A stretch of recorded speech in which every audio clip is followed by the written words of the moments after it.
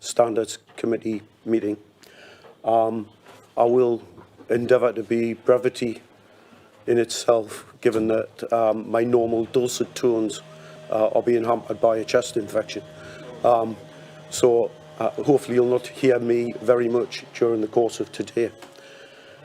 What I would like to do is welcome all of you to this committee. It does have a substantial influence within the council. It has a level of importance, and it gives members a greater understanding in terms of how we would like them to behave. And you as individuals will probably have those same elements within your own makeup, so that you want to be fair, you want to be firm, you want to be open, you want to be honest, and you want your colleagues to do the same. So a substantial part of the work of this committee is to ensure that we've got those building blocks in place. And as you will see in part 1 of the agenda, there's an element that says membership and terms of reference. That's for information. That's your guiding principle. Okay. But welcome all. And I'll start the main part of the meeting now. Leslie, do we have any apologies? Apologies from Councillors Bridget and Towns. Thank you. Anybody else? No. Thank you. Does any member have any disclosure of interest that hasn't already been registered through the normal process, or that has a specific element in relation to this committee? Excellent. Therefore, can we now move on to the minutes of the previous meeting? These have been circulated. I'm happy to go on the basis of any member wishing to bring up any item and just identify it, or we can go through it page by page, whichever you prefer.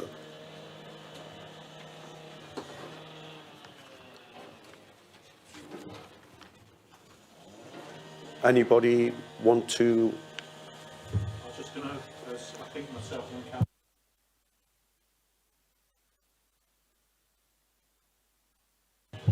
Thank you very much.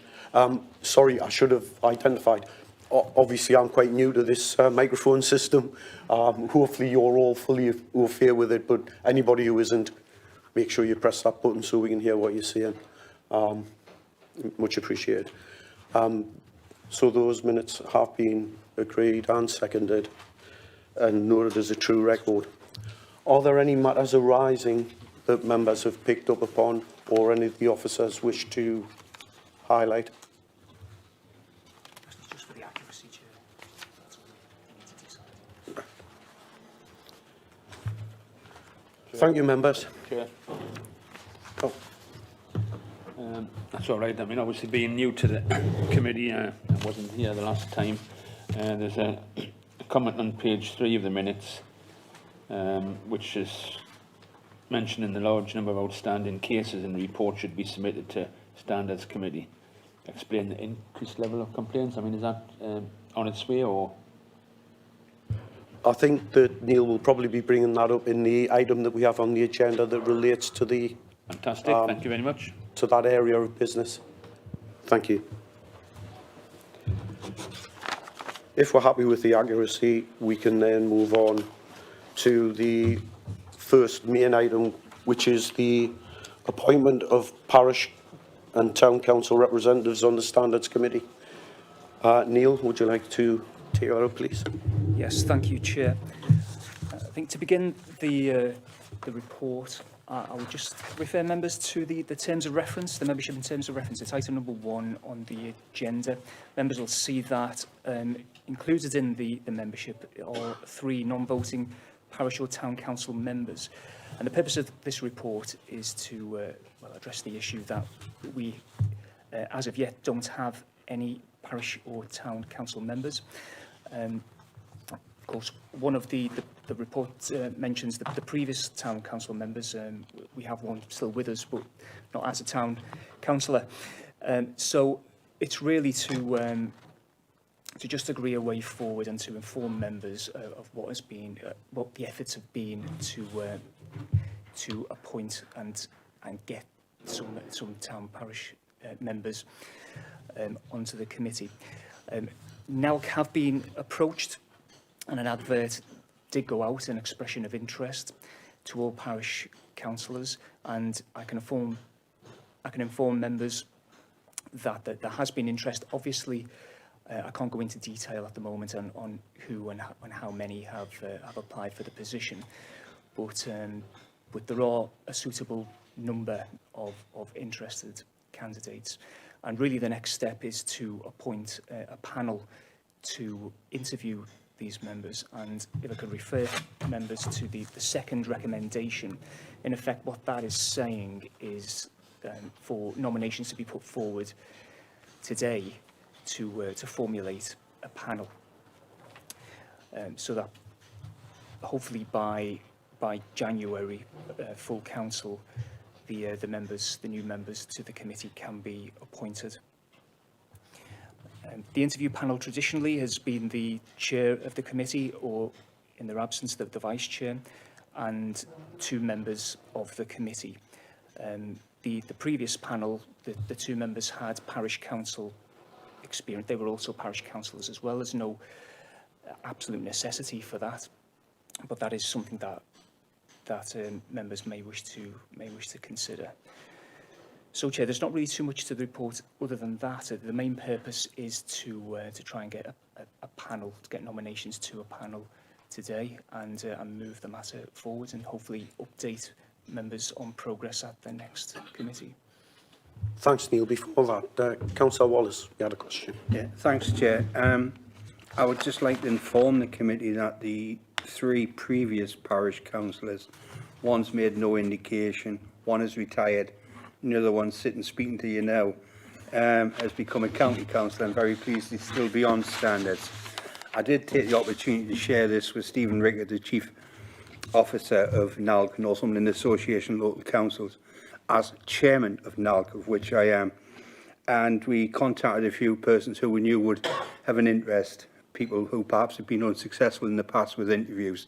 So I am pleased to hear from Mr Masson that names have come forward. It's something I personally have encouraged. So much so, Chair, if it was acceptable, I would like to nominate myself as one of those on the interview panel. Having gone through that process myself, being interviewed, I know exactly what's required. But that would be up to the committee, Chair. Thank you. Thanks for that, Councillor Wallace. Rather than informing himself, I'll formally nominate Councillor Wallace for that if someone wishes to second him. I would like to second that, Chair. Okay. Thank you. Do we by necessity need to take a vote on that one, or would we see it as read as a committee that we're happy with that nomination? I think it can just be affirmed, Chair. Can we affirm? Thank you. Do we have any other further nominations? Since you asked for someone who's a town councillor as well, I am town councillor. I'm also the vice chairman of this committee, and if you so wish to nominate me for that, I'm quite happy to take up.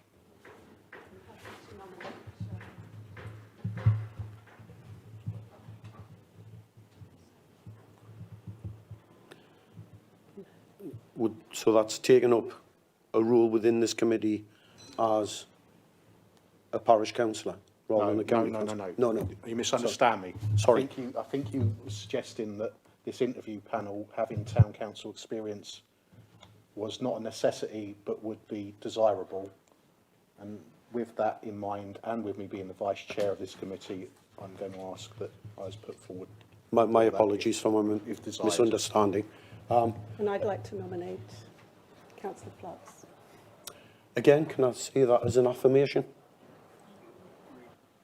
Chair, I just wanted to make a comment. You said before that one member of this panel would be the chair, or if he wasn't available, the vice chair. So in that case, Councillor Flux would be on as a vice chair, say the chair was missing. Yeah. So if you were missing and Councillor Flux was a member of it, then you would only have 2 members. That's the only point I'm trying to make. Yes, I appreciate that is the case. My obvious intention would be not to miss, given that it is a one issue, that we're actually going to interview the relevant parties, and I would make it my business to attend. So I think as a group and as a panel, I'm hopeful that you will agree that Councillor Wallace, Councillor Flux and myself will make up that panel of representation of the committee. Affirmed? Yeah. Thank you. Thank you. Chair, excuse me if I could just add to that. I think what's relevant, particularly relevant in this instance, is the three of us served in the past on the Standards Committee. So we are all fair with the interview technique, plus any questions coming towards us we would be able to answer perhaps a little bit better than colleagues who would answer a lot more on other topics than I could. Very relevant point, and thank you for that. Is there any further comment in relation to this matter? Thank you, members.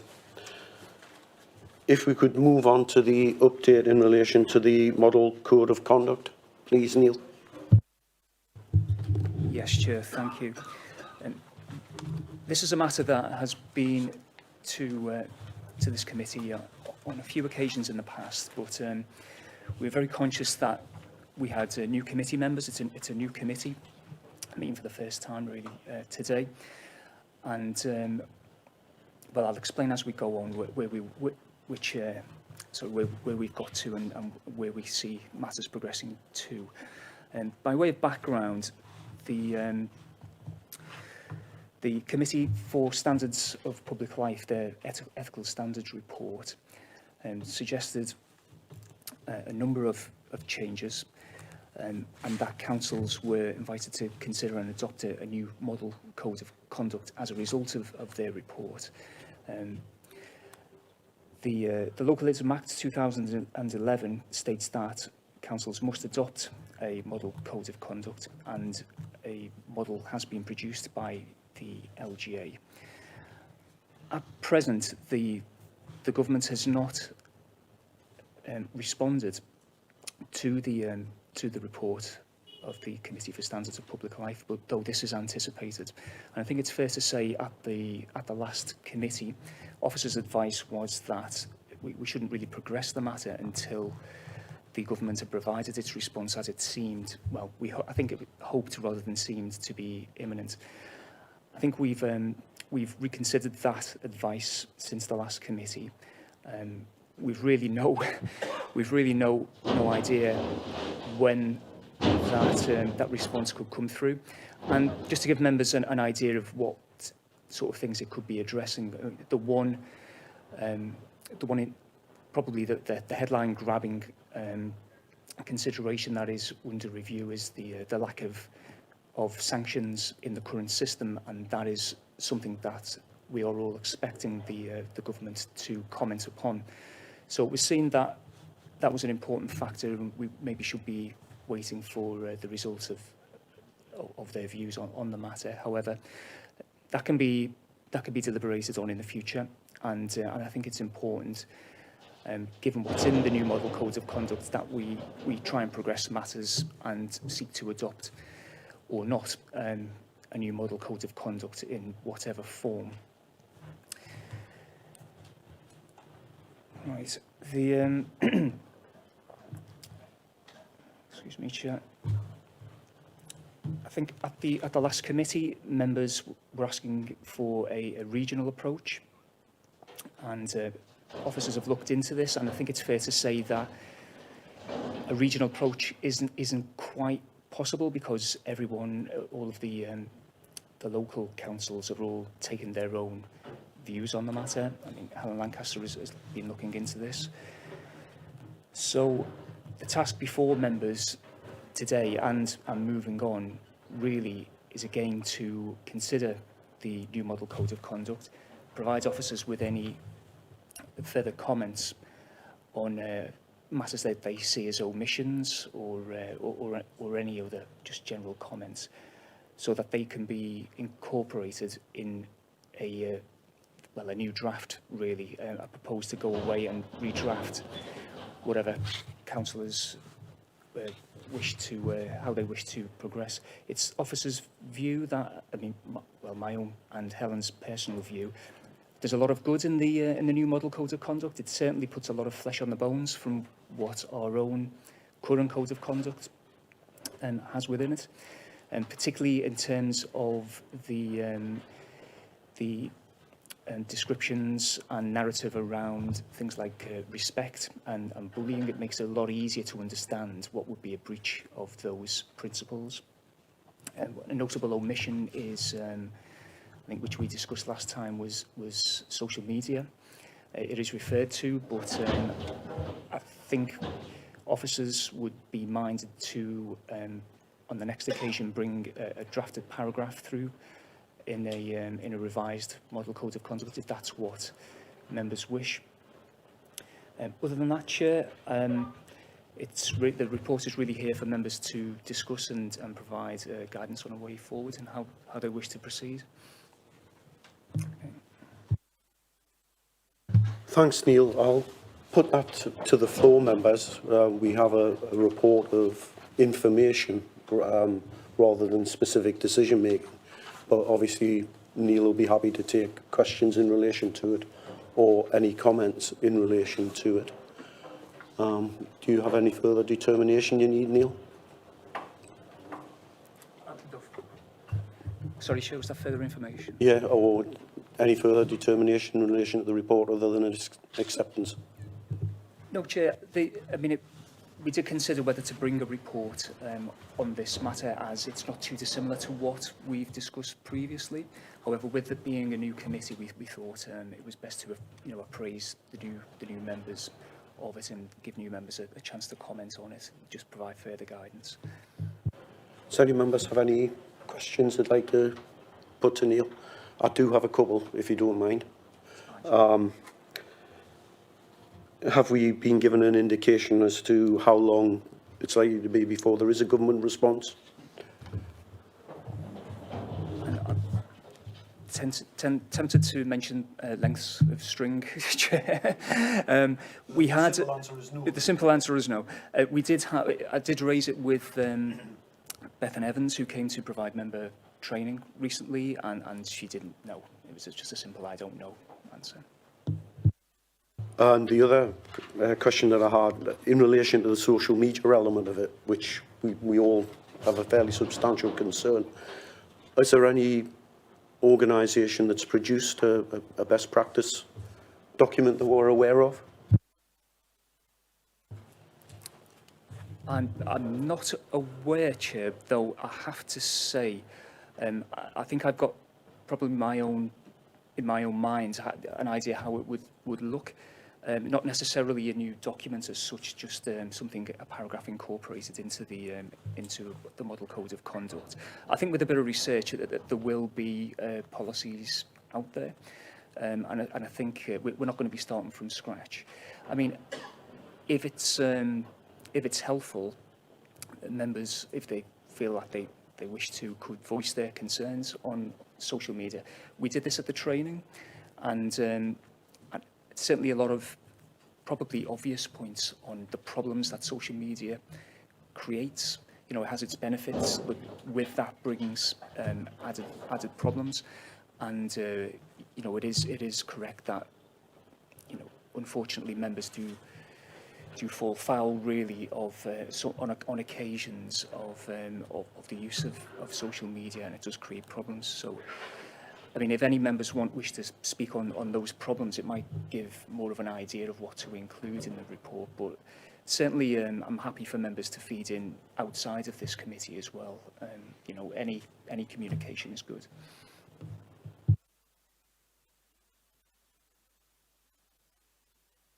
Thank you very much, Neil. It has generated a question. Thanks. Neil, when you sort of mentioned a regional approach before and that it wasn't sort of deemed to be possible, I'm just wondering, what are the massive differences between regions? I have to say, Councillor Dunn, I was trying to get into our systems to check Helen's file before it came. I know that she's done some research on this, but I don't have the exact detail. I mean, I can circulate that to the committee on each individual council around here, the LA, you know, the 7 councils within the region. But certainly nationally, I know that there's been a mixture of, you know, going ranging from one extreme to the other, I suppose, just either adopting the model code of conduct exactly how it is, to on the other side of things, just keeping their own their own code of conduct. There is, I believe, a number of councils, as we were doing, awaiting the government advice, because I've seen that question posed to Beth and Evans, who, in a separate training that I've been on. But I'm aware that there are a number of councils throughout the country who have adopted the Code of Conduct in part. And when I say in part, that could mean amending any number of its provisions, retaining some of the current provisions, you know, within the new Model Code of Conduct, you know, in whatever form. So I'm sorry I can't be any more detailed than that, Councillor, but if you wish, I can provide more detail after the committee. Councillor Wallace. Thanks, Chair. A couple of points. With social media, it does say in the report that it is picked up in page 20, bullying, harassment and discrimination as a councillor. My feeling amongst parish councillors, I would believe through county councillors as well, would like to see that highlighted more than what it is, Neil. If it hadn't been identified in the report, I could have easily have missed it. I think that is something that people find very pertinent. About 2 years ago, maybe 3, I know Neil does have contact with Stephen Rickett. We had an incredible presentation from a lady whose name completely escapes me. Comes from Snitterton, so I'm sure everybody knows who lives in Snitterton, so they probably know the lady I mean. But she actually tutors in social media studies at Gateshead Metropolitan College. So she's very adept and would know probably and be keen to help with the code of conduct and where it would fit in that. And perhaps a conversation with Stephen, as well as your own colleagues, Neil, might shortcut you to getting something into black and white. Because I believe, I know I chaired the AGM in Nalk on Saturday, and trust me, town and parish councils are waiting to see which way to go. Over the past few years, about 90% of them, 90% of anybody who wants to do the maths out of 160, adopted their own, and not the counties. They felt it was more pertinent to them. But I think most people, like what we did in the previous standards committee, hope we could get a more common, generic approach. It doesn't seem to be working that way.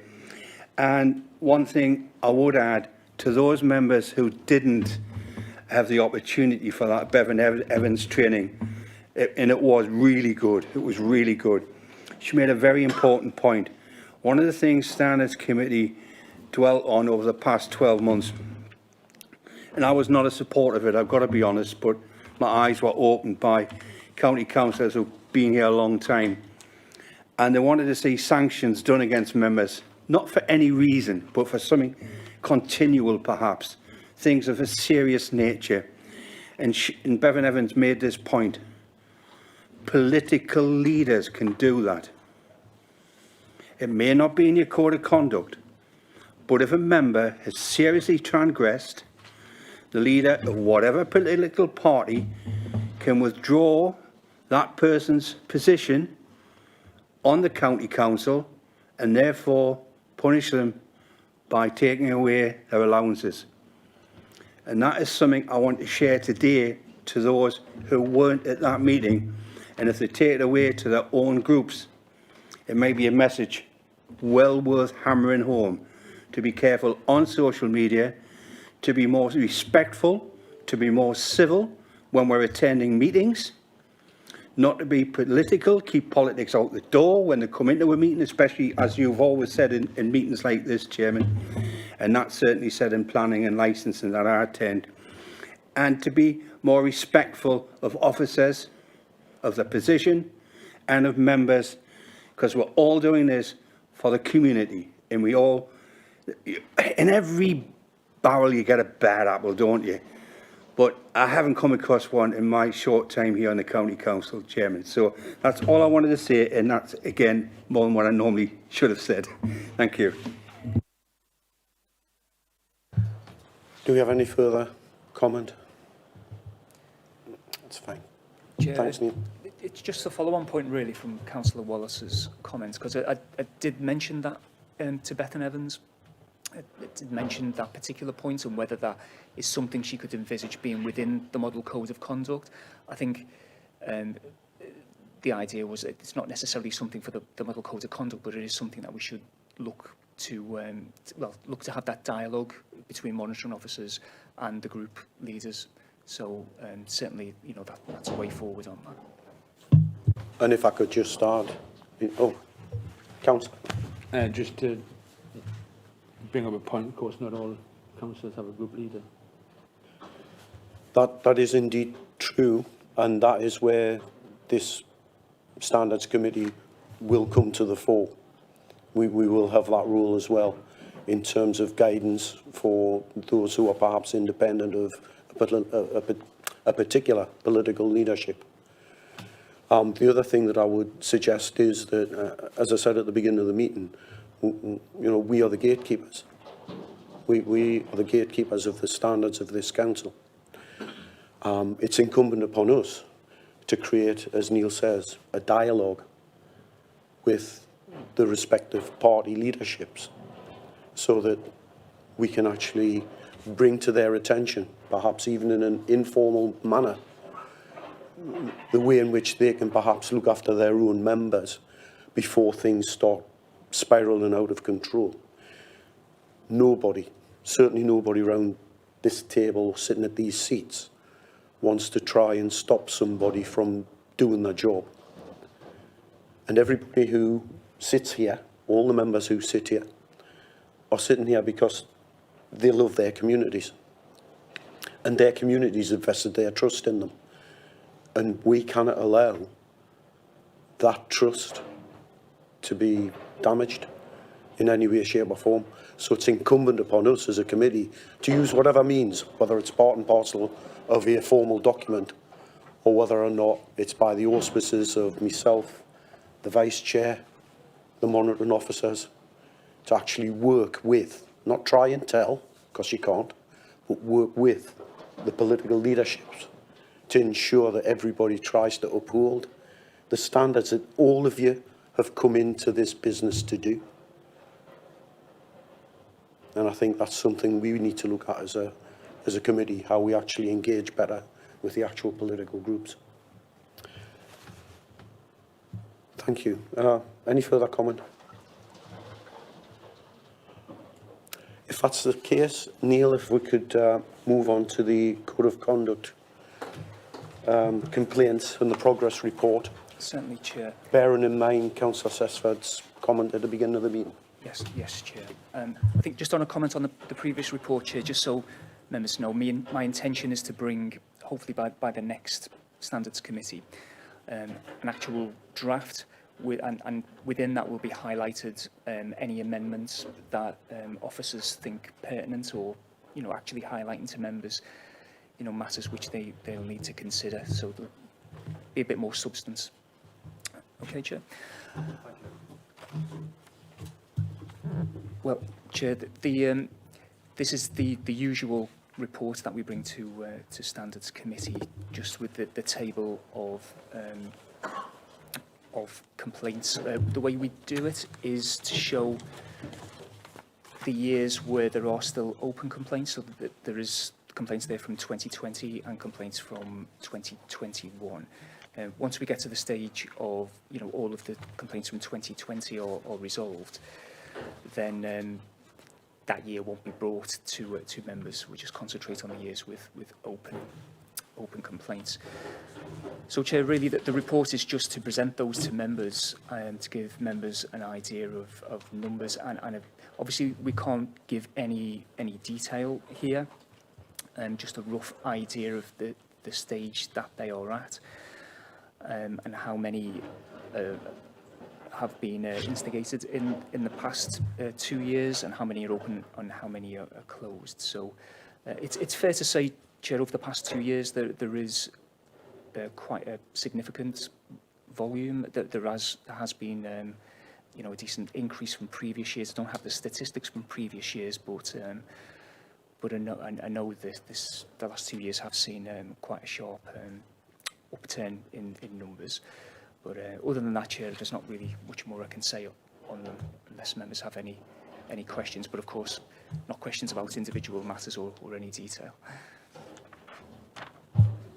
Councillor Sesford, would you like to come back with your original question?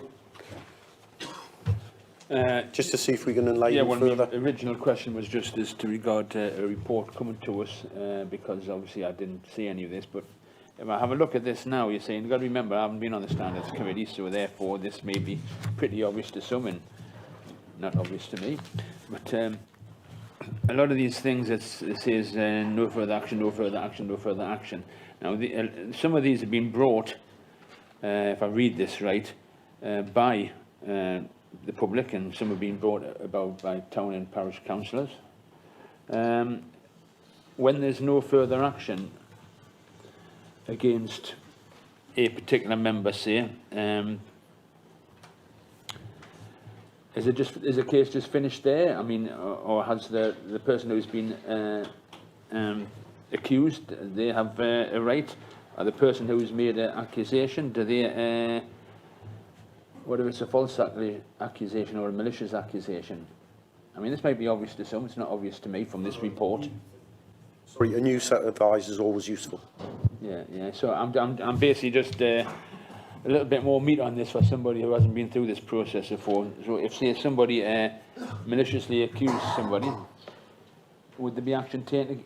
Would there be action taken against them or not, or is it just a case of proved and not proved and that's it? Yes, Chair.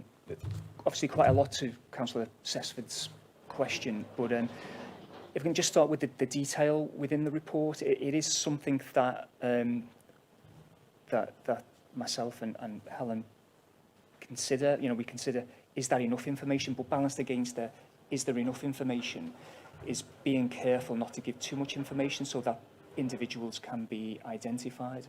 And in that last column, it might be too cautious an approach, but if you give details of the individual, you know, too specific, like what's actually happened, the worry is that might identify to certain people what that complaint is actually about and who it is. Might not be a very satisfactory answer. I mean, if members wish to see further detail in that last comment, I can take that away and see what we can do. But no further action, just to pick up on that, Councillor Sesford, no further action. That can actually, sorry, I don't think I can buy that microphone here. That can actually encompass quite a range of different outcomes. So sometimes it can be, you know, just the fact that a member is no longer a member. It can be withdrawn complaints. It can be informal resolutions.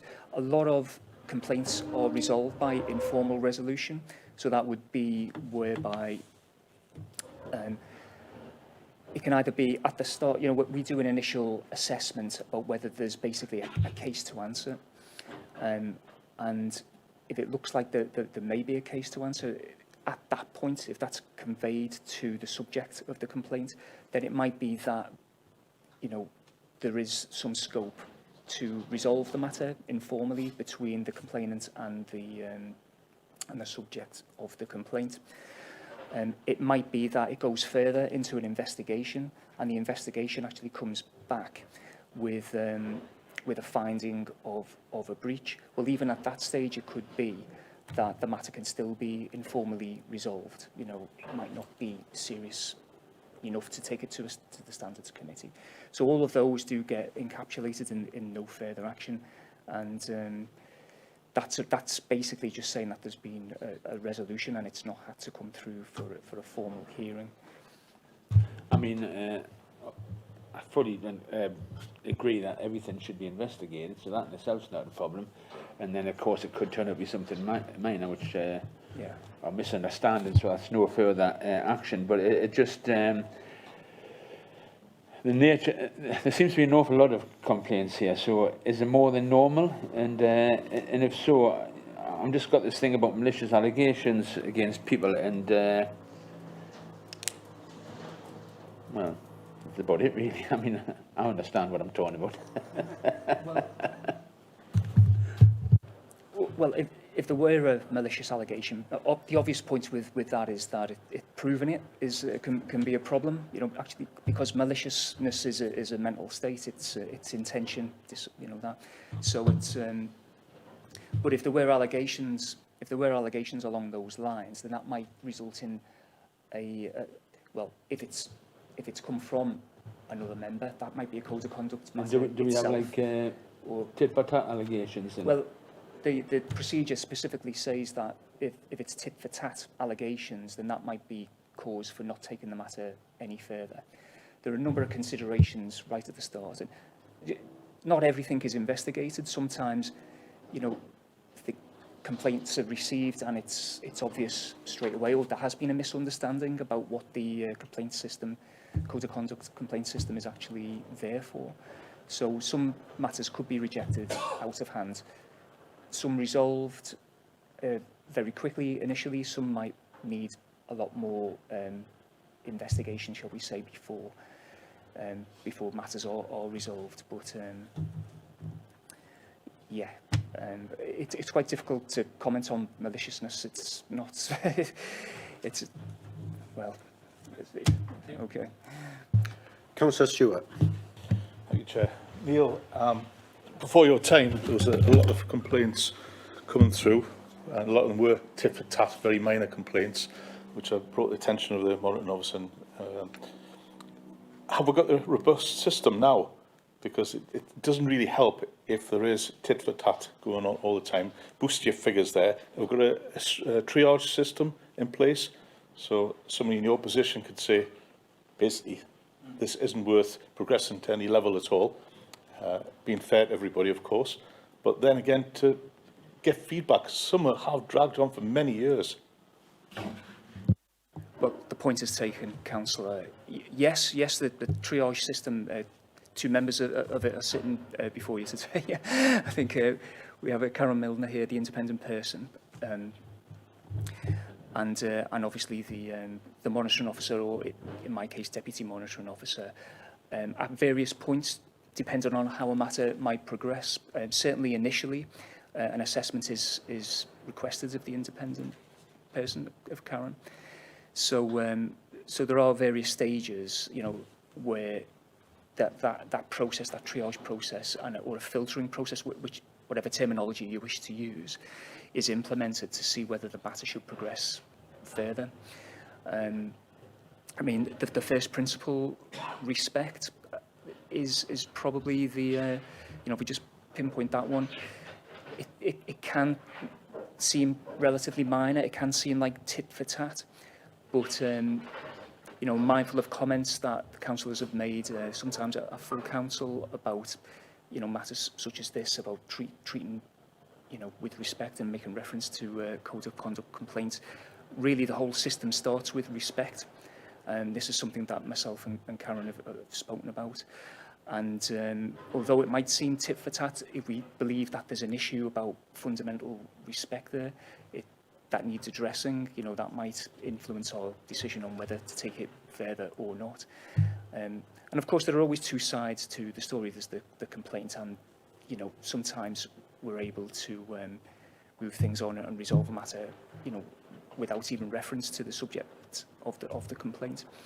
But often, you know, to get a full picture, we do need both sides of the story, and the subject of the complaint, you know, once their views are obtained, often brings you know, obviously a new dynamic, a new a new version of events to the actual complaint, and at that point again, we'll discuss amongst ourselves, including the independent person, about how the matter should proceed. So that clarifies, Councillor. Thank you, Chair. Just your timelines for this to have done, and do you keep to them? And sort of criticism, you know, as the administration, have you got the resources there to deal with it? Are the systems in place? Do we need to change the systems? I believe resources are imminent. I can't comment any more than that. Obviously, they're staffing matters, and it wouldn't be appropriate for me to comment on them here. But it's one of those things. You know, more resources are always welcome, and the more resources there are, the quicker. You know, to state the obvious, really, the quicker these matters would move on. You know, delay is delay, and sometimes it comes from various sources. So it's not really possible to give a blanket sort of reason, you know, why. You know, I'm sure you're looking at the complaints from 2020, and wondering why they're still live. And you know, I know that I'm hopeful that a number of them will be resolved very soon. But other than that, you know, obviously in a public meeting, I can't go into detail certainly. But yes, I appreciate your point, Councillor, and all I can say is that, you know, we're obviously doing the best we can, and more resources are always welcome.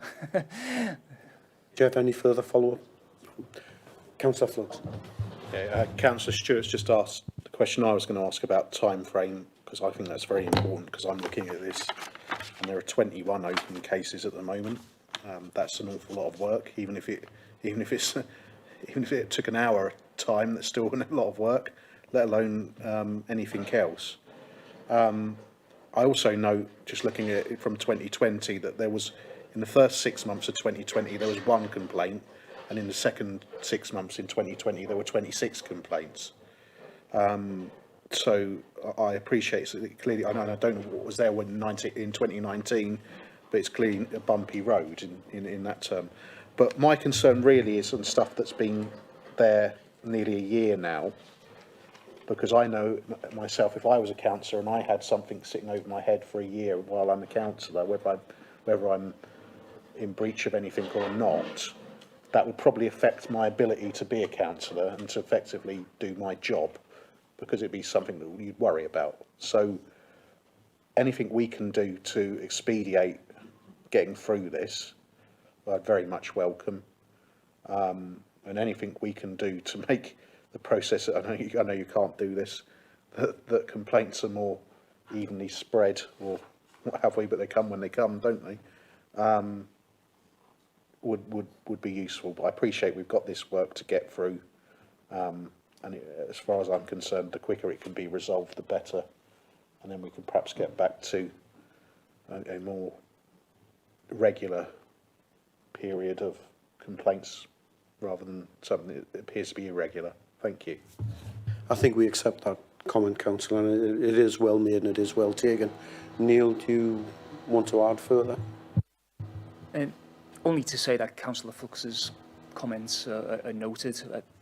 Obviously, it's something, the numbers and the numbers of outstanding complaints are something that officers are acutely aware of, and hopefully in the near future, you know, those figures will start to come down. Certainly, if the historical, by historical, the ones that have been around for about a year, hopefully they'll be coming down soon. Councillor Seymour. Yes, thank you, Chair. Actually, that was my question on the timeline as well. I see that a lot of the cases that were closed with no further action, I mean, one of them here was a year, and that is a long time to be hanging over someone's head. So there isn't a column that says date received, date closed. You do have some dates in here, but not all, so I'm not sure why you don't have the dates that these have been closed. So yes, just really the same thing. I think it is taking a long time, and maybe, I'm not sure if you have a certain time frame of how you proceed, stage 1, 2, 3, for example, just so that people know roughly how long it would take. I can understand every case is different, but it would help, I think, if you have something like that in place. Thank you, Councillor. Neil, do you want to come back on that, or do you accept the comment? I accept the comment, Chair. I just wonder whether it might be useful at the next meeting if I maybe took members through the procedure. I know initially there's I think off the top of my head, I think it's 21-day I think there's an initial 21-day assessment period, but other than that, it's not like litigation. It's not like really a process that has got numerous time frames within it. Obviously we just try and do things in a timely manner, if possible. Councillor, just Thank you. I think that would be really useful. Thank you. Councillor, just to come back, in terms of the new code of conduct, a number of questions were raised by this committee and others across the country in relation to trying to develop a time frame within the code of conduct, and I think it to some extent stalled because I think people struggle to understand or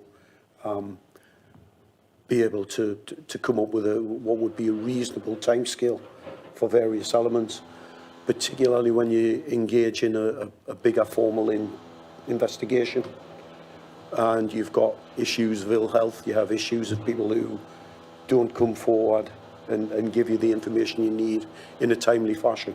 So although it's part and parcel and in the thoughts of the Local Government Association in terms of the creation of the codes of conduct, it was always likely to be a sticky one, and I think it'll be something we'll have to come back to. Councillor Wallace. Thanks, Chair. I can recall sometime last year, it was before the election, questions were asked at full council why there were so many outstanding, and I can recall the numbers being quoted at the time by ex-councillors Armstrong and councillors Dungworth is standing at 25. It's 11 outstanding for 2020, so that means 14's been done. I think we tend to forget there's been a pandemic on as well, which means not every officer was available, not every venue was available, nor was every person who made a complaint available.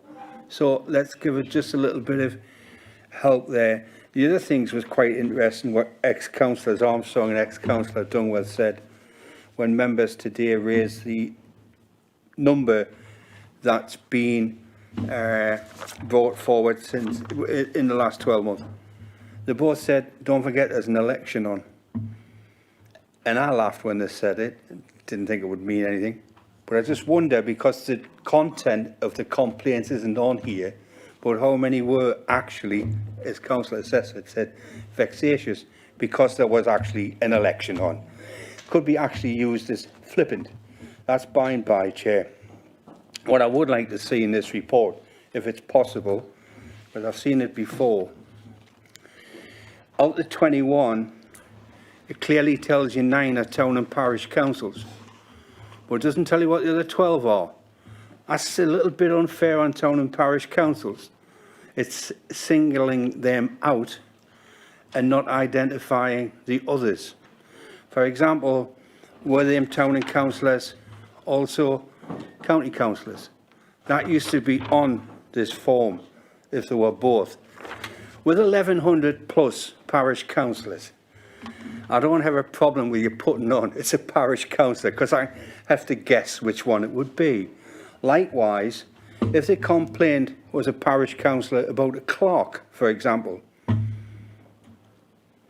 with 160 clerks, it wouldn't tell me which clerk it was. So that anonymity would still be there. And likewise, with 67 county councillors, if he said the complaint was from a county councillor to a county councillor, I wouldn't know which county councillor it was. You don't have to tell me the complaint, because the rumour mill goes around in this building like it does anywhere else, so you hear what potential complaints there can be. But I think we do, and I think members would agree, we need a little bit more information than this. And when it says, and I'm pleased that so many, because it hasn't been said, I'm pleased so many have been closed, and they have. But I think a little bit more than just no further action. If it was, for example, agreed by both parties, it stops anything that could have been vexatious, and it gives you just that little bit more information. Finally, Chair, I do like Mr Masson's suggestion of putting forward an explanation of from A to Z of how this starts and how it's finished. But I think possibly a paper for us to digest that, an idiot sheet, would be better than a verbal presentation, Neil, if that's okay with you. Thank you, Chair. Well, I certainly wouldn't go down the idiot route. That's the thing for the chairman. Neil.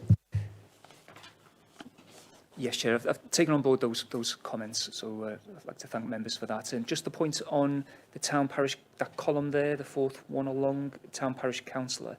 I mean, the complaints are either against town and parish councillors or county councillors, so it's just the system we inherited. To be honest, it's always been set out like this, so we're more than happy and open to change if members wish that. But that column could just as easily say county councillor, yes or no. You know, it's either one or the other. I think what we're saying is we can refine that, and as long as we do the belt and braces on the legalities of things, I don't see why we shouldn't be able to put as much information as members need to have. Thank you, Chair. Well, it was just, you know, Alex has answered quite a few, Neil has asked quite a few questions I was wanting to ask, but as far as timescales is concerned, you know, that there's some probably very serious cases amongst this, and I think, you know, pointing out and saying there should be rushed through and there's a timescale, I don't think there should be for more serious allegations because they have to be thoroughly investigated. So I do appreciate that the lesser ones could have a timescale on them, but, you know, in some instances, it's people's livelihoods, jobs, it's their reputation, etc. So I agree with everything for the minor ones, but the more serious allegations, perhaps you shouldn't put a time frame on them because they've got to be, you know, really investigated thoroughly. So, and I totally get that, as Alex said, that with COVID, etc., there's a lot of things being put in people's way. But I certainly agree with Neil saying that, you know, these cases needs to be looked at, and however long it takes, that's how long it takes. And I know, you know, that there's a worry on both sides, would know that, but obviously the person who's been accused of anything needs to clear that person's name in the right and possible way. Thank you, Chair. Thanks, Councillor. Councillor Flux. I just wanted to clarify, and I think I'm probably speaking for all other members who mentioned this, I don't think anyone would suggest that rushing through was what we want to do. I think what we just want to do is, you know, I think we all appreciate there's more than there normally is, but we just want to make sure they're done in the right amount of time. And where we say they're serious or not, we don't know they're serious or not. We don't know what they are. So how can we possibly say whether they're serious or not? You know, if they're incredibly serious, of course, it's going to take time. But we don't know that information, so I wouldn't wish to speculate whether it was serious or not serious. Thank you. Yes, come back by all Thank you. means. I'm not suggesting that there are, but it's just in case there is, because none of us know, none of us know sitting here, but it's just in case there are, you know, that would just feel as though that they've got to be dealt with in the proper manner. And I wasn't suggesting at all, because I'm same as everybody else in here, we don't know who these people are, where they're from, in what situation they're also. But it was just my point of view, and that's you know. And you're more than entitled to your point of view, as is everybody around the table. I think the top and bottom of it is that we need to find a suitable balance. It's always going to be difficult because each individual case is an individual case. Some can be resolved simply by someone turning around and say, sorry, I said that in the heat of the moment. It wasn't really meant. Can we put that behind us? That's dealt with. Another thing could be a very, very serious allegation, almost to the point of criminality. That takes an awful lot of investigating and an awful lot of time. And Councillor Flux is right. You've got to make sure that you apportion the time appropriately for whatever it is you face. And it does become difficult when you get a rush, because if you get a rush that needs a lot of investigation, a lot of time is required to deal with that. These are all things that are swings and roundabouts. I'd like to think as a committee we end up getting a number of follow-up periods where everybody's behaving in the way that we would like them to behave and that we haven't got any complaints coming. But that's not the way of the world, because we are human beings.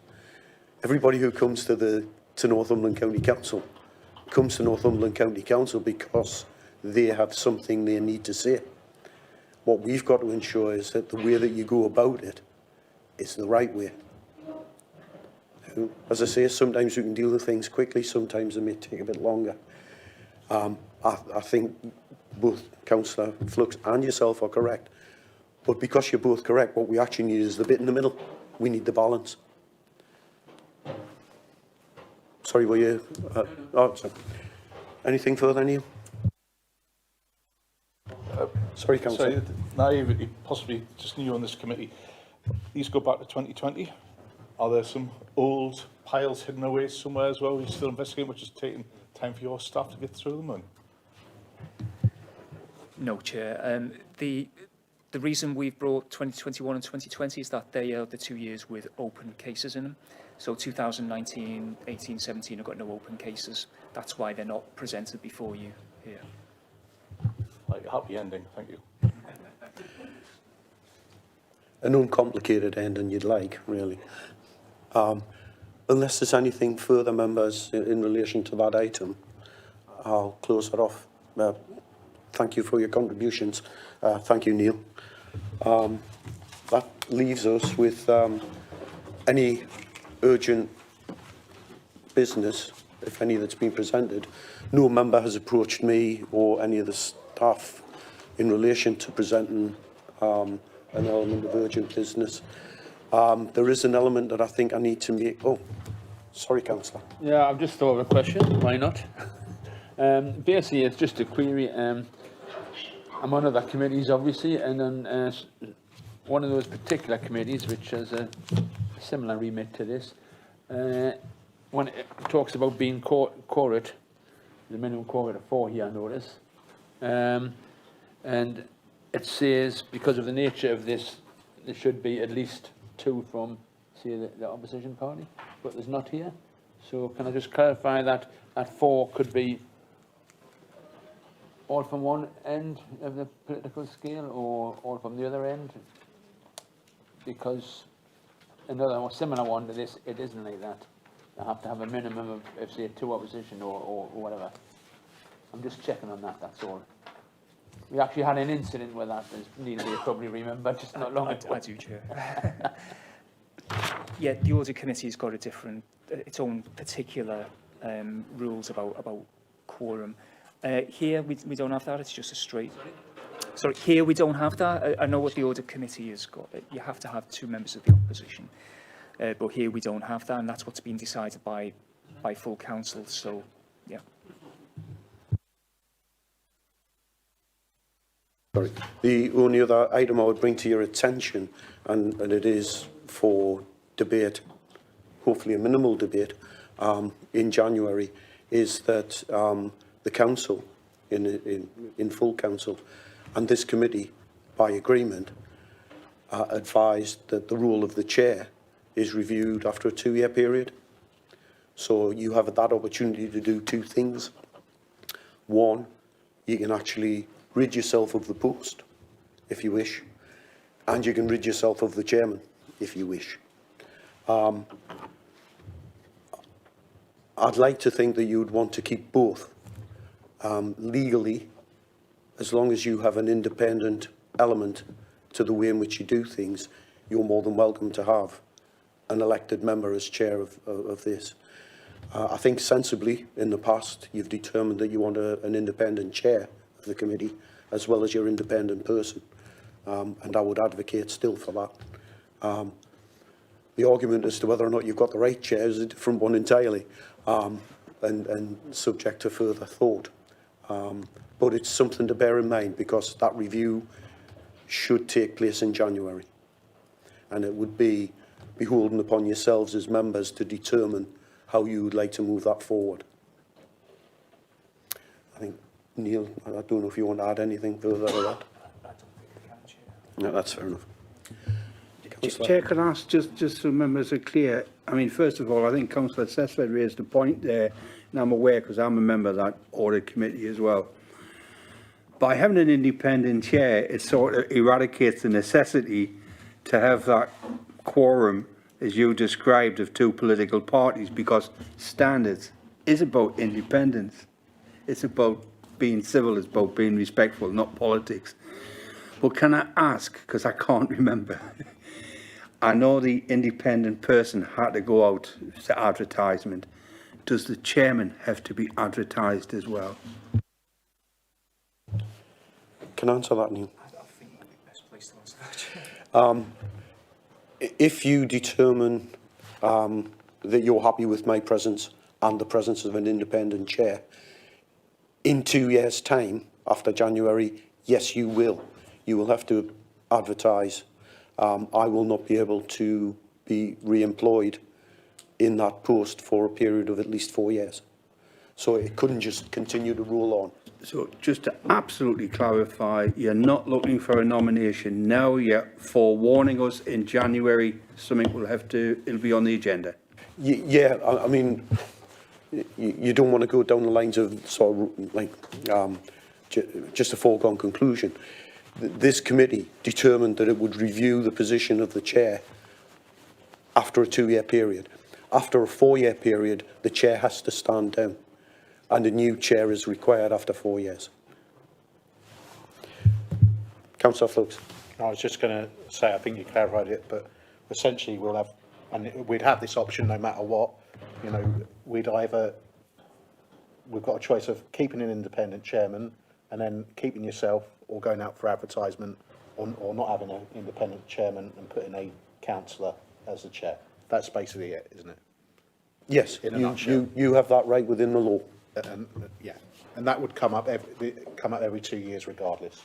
Yes, there'll be a review every 2 years, and the chairman would only have a 4-year tenure. Any further questions? Any further items of urgent business? That being the case, I'll just advise you of the date and time of the next meeting, which is Thursday, the 27th of January, 2022, at 2 p.m. I assume it'll be this venue, but that is still to be determined. That being the case, can I thank you all for your time? Thank you for your attendance. Thank you for your insight and the comments that you've made, which are always useful in terms of us developing the service for the future. And on the basis of what I've seen today, this looks to me to be a very, very good committee. So, thank you.